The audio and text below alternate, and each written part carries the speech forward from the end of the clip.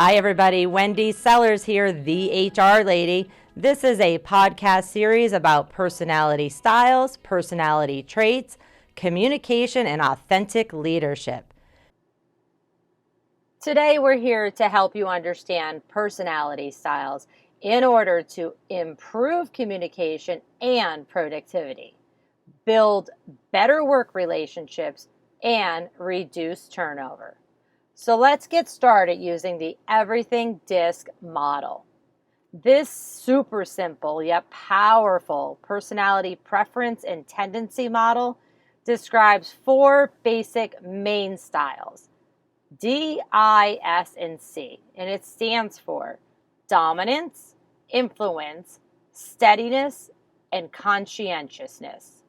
We'll talk more about personality traits in another session of this series. What I'd like you to do is grab a paper and a pen. We're going to very unofficially determine your style. Okay, are you ready? If not, put me on pause and come back. First of all, please know that you cannot really determine what type of personality style you are without a valid and reliable assessment. But this section, this activity, should help you get a general feel for your style. Personality styles can be assessed by asking a few questions related to pace and focus. Okay, so you have that pen and paper. Draw a circle. On the top left, write the letter D. On the top right, write the letter I. On the bottom right, write the letter S. That'd be under the I. And then on the bottom left, write the letter C, so under the D. So if you drew a square around this, the four corners would be, starting at the top, D-I-S-C, dominance, influence, steadiness, and conscientiousness. And if you want, you can just literally draw pretty much a cross right down the middle and across the center of the circle. So now you have four pieces of the pie. Now I'm going to ask you a few questions. How do you make decisions? Quickly or methodically? So are you a fast-paced decision maker and not so worried about the details? If so, you are naturally either the D or the I, so dominant or influential personality style. So write down D or I or mark an X towards the top of the circle. On the other hand, are you more methodical in your decision making and very detail oriented? If so, you're the opposite. You're not a D, you're not an I, you're either going to be the conscientious C or the supportive S. So write down S or C, or just mark an X towards the bottom of the circle. Next question. What drives you as a priority? Is it tasks first or people's feelings first? Let me ask a few more questions. Are you driven to meeting people and forming new relationships? If so, you are naturally an influential or supportive personality style, which would be on the right-hand side of the circle. So write down I or S or mark an X towards the right-hand side of the circle. On the opposite side, is your priority for tasks first, people and their feelings second? If so, you are naturally a dominant or conscientious personality style. So you can write down D or C or mark an X towards the left of the circle. Now looking at this piece of paper, what style did you answer more than once? Dominant, influential, steadiness, or conscientiousness? D, I, S, or C? Does this style resonate with you? People have a natural, prevailing personality style.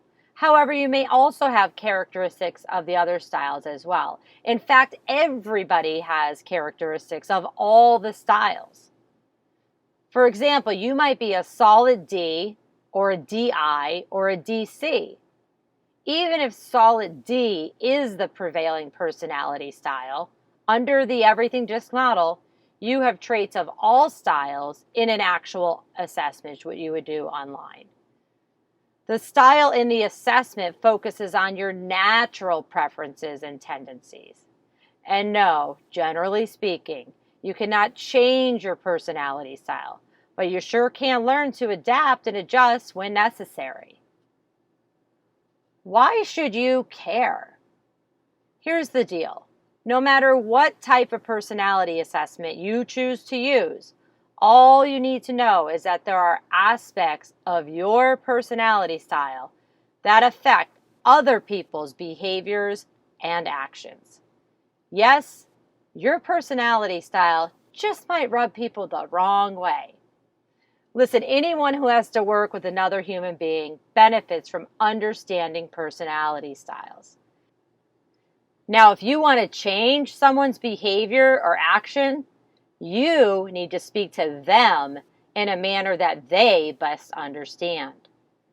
Understanding your personality style is key, though. You can then adjust your style to someone else's style in order to build stronger relationships, stronger teams, and stronger performance. And quite frankly, to get things done. You need to only do this for short periods of time while working with that individual person. It is important to create high-level self-awareness with insight into one's motivation and into the style and motivations of others. It's like fuel for employees to take the initiative to improve in their work, relationships, and their job. And it's done in a very non-judgmental way. DISC has a long-standing history rooted in psychology and research. Since the 1920s, the DISC model has evolved and expanded into a multifaceted learning solution designed to deliver personalized insights that foster engagement and collaboration in today's ever-so-changing workplace. Let's jump in and review the main styles right now. Let's jump in and give a high-level overview of the 4 main personality styles under the DISC model. And the reason I say the 4 main, D, I, S, and C, is there's actually 12 sub-styles. In our next series of this podcast, we're going to take a much deeper dive into each individual sub-personality style, the 12 total. But for today, let's go over a high-level review. First is the dominant D. Dominant personality styles typically want to call the shots, and they're not the type to take a back seat to others until they learn that it's necessary. If you are working with a solid D or a dominant personality style of any type, work at being efficient. Get to the point with them and don't waste their time. When you are sending them messages or giving them an agenda, give them bulleted lists to read in advance and make sure your communications are relevant. If you have disagreements with a D, argue the facts, not your feelings. Remember that circle that we drew? Facts on one side, feelings on the other. Avoid taking their bluntness and candor personally. Think about these terms when you're dealing with a D. They are very direct. They are very firm. They are very, very strong-willed. I can say this because I'm one of them. They are very forceful, and they are focused on results. Now, remember that feelings are on the other side of the circle. It doesn't mean that D's don't have feelings or that they don't care about your feelings. It's just that they jump into the facts and the tasks first. If you are a D listening to this, you're probably nodding your head, and you're probably also agreeing we, us Ds, need to focus on the feelings a little bit more as a priority. We're going to get to that more when we're dealing with our podcast series or our podcast sessions on acting lessons. Now let's move on to the behavioral style known as an I, so the influential I.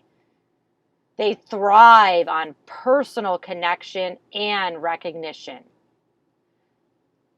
Be interested in them and be generous with praise. It needs to be deserved and it needs to be sincere. Avoid arguing with their over-the-top visions. Instead, get excited and enthusiastic with an I. Here's the deal. Influential styles, especially solid I's, are social butterflies. So stand ready to socialize with them. Better yet, let them lead the way and drag you along if you are not a social butterfly. But do have the conversation with them in advance that you are not a social butterfly, so they're prepared for those interactions. Okay, so let's talk about the solid S personality styles or steadiness style. They desire relationship-oriented conversations and want warm and sincere relationships. You will need to earn their trust by taking things slowly while showing this warmth and sincerity. Talk in terms of emotions, not just facts. Remember, they're on the right side of the circle, same as the I, where emotions and feelings are a priority for them. Facts come second. So if you rush right into the facts for the S, the same as the I, they may get their feathers ruffled a little bit to say, this person's not being sincere with me. Here's the interesting thing. Steadiness styles want to be assured that everyone will approve of their decisions. They don't want to ruffle anyone else's feathers. It is wise to not back a steadiness style into a corner. They will not respond favorably to force. You will be much more effective with an S style using warmth, sincerity, and non-threatening approaches to gain their cooperation. And then make sure you're working within their timeline and workload. Another thing about the S is, like I said, they want to get everyone's approval. So sometimes they take on way too much and they don't push back saying, I have too much on my plate. If you have S's that are working with you, or if you are one of them yourself, I encourage you to discuss timelines and workloads. What is already on my plate? What is already on your plate? So that you can help them push back, and because they're not going to be comfortable with it. Think of some words for the S or the steadiness style as even-tempered, accommodating, sometimes overly accommodating, right, S's that are listening? Extremely patient, humble, and tactful. And finally, the solid C personality style, the conscientious style. These folks are very task-oriented. Do not attempt or expect to be their friend before working with them for a short while. Now, by none of this do I mean that the C's or the D's, for that matter, are not friendly. It's just that they jump into tasks at hand first. The C personality style, they need their questions answered in detail. So make sure you give them a lot of data. Very similar to the D, who needs data, but the D wants it as short and brief as possible. The C's wouldn't mind a 30-page report. They're going to go through that report and correct all the mistakes in it that you have in that report. Be sure that you are very systematic and logical with them, well prepared and exact. They are extremely disciplined, yet would rather be accurate than pushed with a tight deadline. Give this DISC behavioral style time to make decisions and to work independently. You can support the conscientious style in their organized and thoughtful approach to problem solving. Allow them to verbalize in detail and do not rush them. If you only have 15 minutes to meet with the C, it's not a great time to meet with them. Find out when your calendar allows more time and then plan accordingly. You can rely on the C style to conduct research, crunch numbers, and perform detailed footwork for the entire work group. However, do not expect the high C personality to be outspoken contributors. They will be contributors, but after they have all the facts straight. So you will need to be patient, thorough, well prepared, detail oriented, businesslike, and of course set appropriate guidelines and then exact details.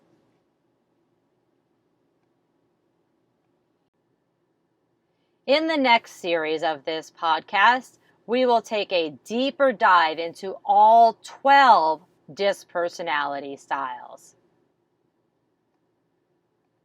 I have 2 books which you can find on Amazon or on thehrlady.com.